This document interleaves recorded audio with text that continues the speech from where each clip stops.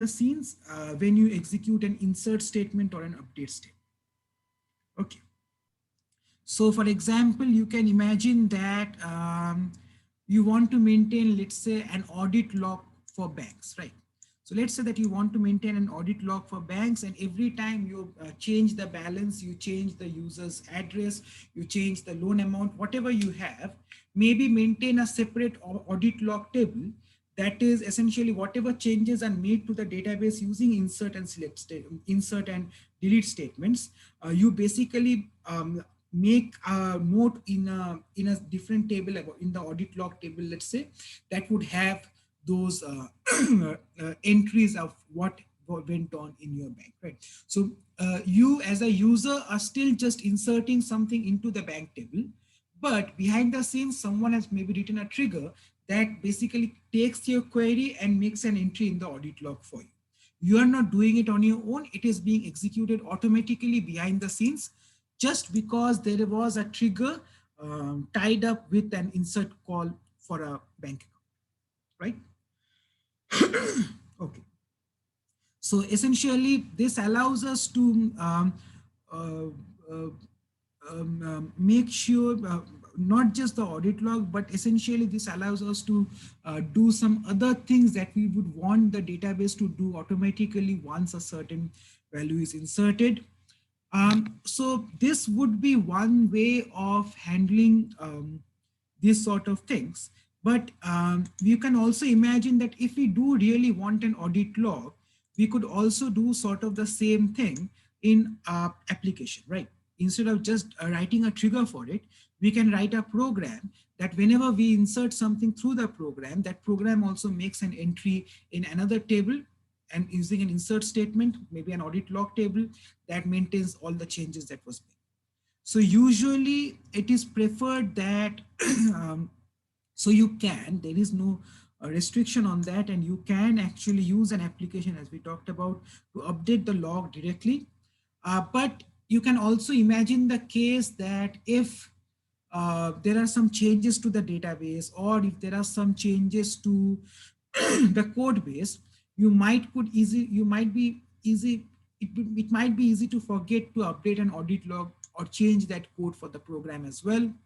Or for example, a malicious developer can sort of not check proper authorization constraints on the program that is strict in terms of a database, but that is not as strict as in terms of Python, and might do some bad things to your data as well.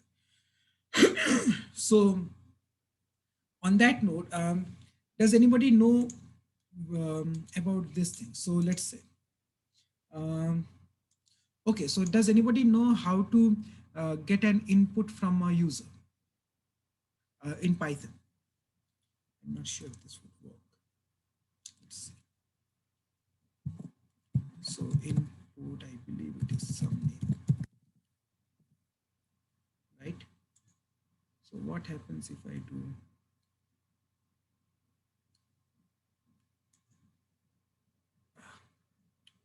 I digress. I've looked at any. What is it, Dennis?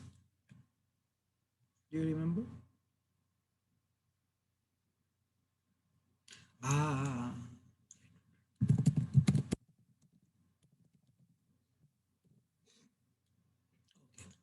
so if I have an input value, if I say, let's say redwood,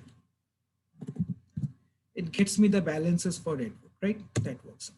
Now, if I run this code again, what would happen if I say redwood semicolon select star from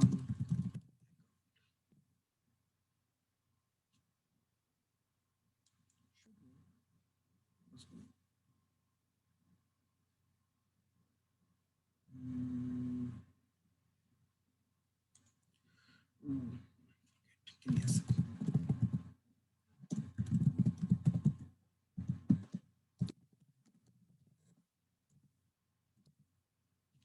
Python does handle it. I will show you guys how to do a database hack sometime later. Anywho, so as you can see, I'm not a malicious developer. I don't know how to, but essentially, yes, SQL injections. I will show you guys at some point. I just need to figure out how to insert that into Python. But essentially, you guys can see that those sort of vulnerabilities do exist when you are using a program to handle your database. And secondly, applications might not be the fastest way of solving certain things when you already have certain dedicated, fast and efficient programs that are inbuilt in your database. Yogi, I think I used the semicolon there, but I have to check that. Anyway, coming back. Okay, so essentially, as I said, if the database handles your audit log updates automatically, it becomes much more easier than actually making your application more complex in handling all of those things. And you can also use triggers basically for many other purposes as well, not just for audit records, but you can also use triggers to prevent invalid changes to your data, or essentially you can use them to update timestamp values. The example, the weird example that we talked about, where you can update the attribute every time. So you can use a trigger for that. Derived attributes. So basically everything that you can write a function for, you can essentially write a trigger for as well. But a trigger is just something that you do not execute on your own, but it gets automatically executed when you perform certain operations, a delete operation or a insert operation and things like that. Okay. So our database trigger mechanism usually involves a couple of things. The first is the event that is going to cause that trigger to run. So the event is usually going to be your insert operations, or is it a delete operation? What event is it that is going to trigger that trigger, so to speak? And secondly, we also can have a condition. That is, after the event has been triggered and the function is to be executed, we can also add a condition on top of that that says that even if we are performing an insert operation, so let's take an example. So let's say that we want to perform an insert operation and we want to trigger only if the branch name is Redwood. So the event would be the insert operation and the condition would be is the branch name Redwood, then execute this trigger, otherwise do not. Right. So essentially we have those things, and an event model and a conditional model. And finally, what the trigger does is called the actions that is performed by the trigger. And you can see that all of these three things are underlined. So essentially, this is called the event condition action model. So you have what event does it look for, what are the conditions where it can be applied within those events, and what is the action to be taken by the trigger, right?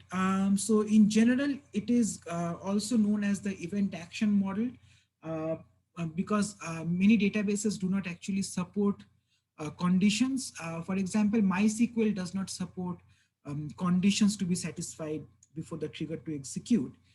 But you can always add if conditions inside your trigger functions to make sure that it triggers based on those conditions. So we can sort of hack our way around that part as well. Okay.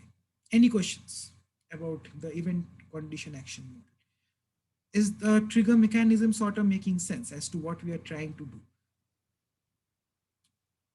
All righty. Okay, so uh, databases usually support triggering on inserts, updates, and deletes. You cannot trigger on select operations. So you can imagine that if it was supported, you can imagine that a trigger for a select operation would be anytime a user uses a select operation to get some data from the table, we can have a trigger mechanism that records that particular thing. You know, like those example hacking movies, right? So a user is accessing our infrastructure or mainframe, right?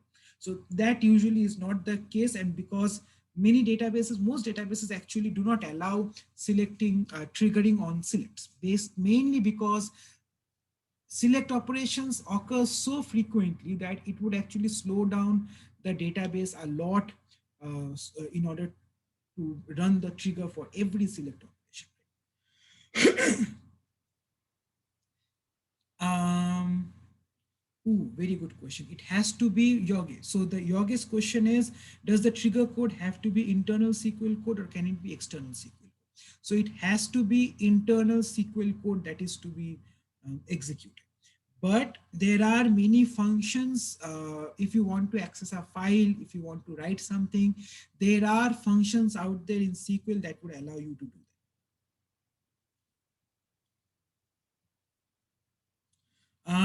Dennis, what do you mean by data masking? Like select operations, I am only allowed to visualize certain rows or So certain attributes. Yeah. so in terms of like certain companies that people might work for, if you work in the government sector and you do a lot of contracting, Mm, sometimes multiple contractors will have to access a database, but right. certain ones shouldn't be able to have Ooh, very good. information, certain information within a table, but they still Mhm. need that. So is that handled with views? No, that is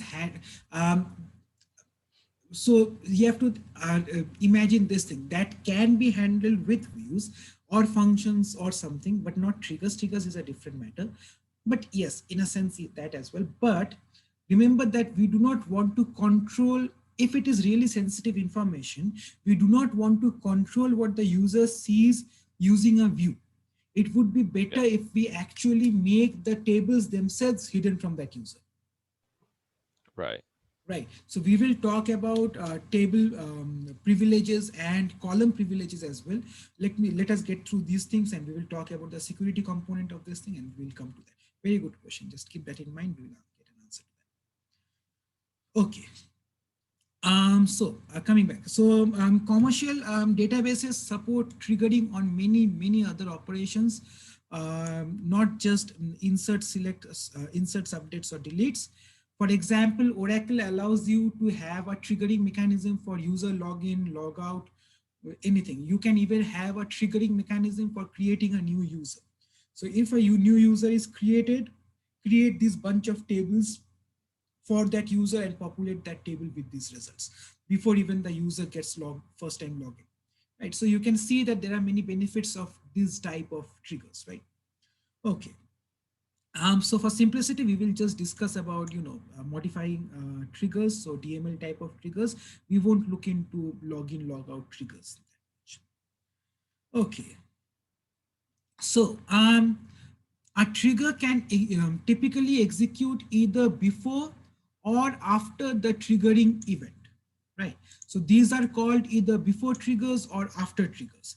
If I am trying to insert something, if I am using a before trigger, I can essentially prevent that insert operation to even happen using a before trigger. If I do not want that insert to happen, I can using a before trigger stop it. Or we can also say that after this operation is done, then perform this triggering operation or whatever that function is to be executed.